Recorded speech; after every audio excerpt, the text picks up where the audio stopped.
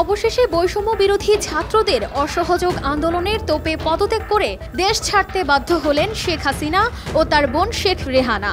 বেলা 2:30 নাগাদ সামরিক হেলিকপ্টার 7682 নিয়ে সপরিবারে গণভবন থেকে বেরিয়ে যান। পরবর্তীতে ভারতের আগরতলার উদ্দেশ্যে দেশ ছাড়েন বলে জানায় বার্তা সংস্থা এএফপি এবং বিবিসি।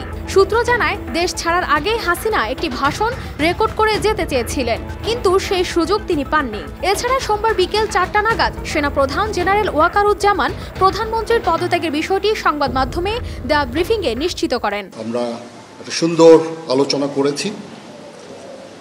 সেখানে আমরা সিদ্ধান্ত নিয়েছি যে একটা ইন্টারিম গভর্নমেন্ট আমরা ফর্ম করব এবং ইন্টারিম গভর্নমেন্টের মাধ্যমে এদেশের সমস্ত কার্যকলাপ চলবে।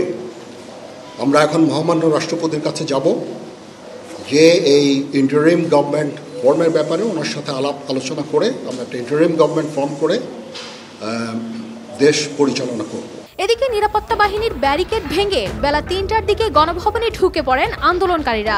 তার পদত্যাগে রাজধানী জুড়ে আন্দোলনকারীদের উল্লাসে ফেটে পড়ে। বার্তা সংস্থা বিবিসি বলছে, অনেকেই গণভবনের ভেতরে ঢুকে ভাঙচুর করেছেন। চেয়ার টেবিল সহ বেশ কিছু জিনিসপত্র নিয়ে বের হতেও দেখা যায়।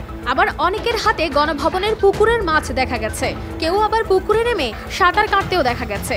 এর আগে কোটা সংস্কার আন্দোলনের সময় শেখ হাসিনার দেশ ছাড়ার গুঞ্জন উঠে।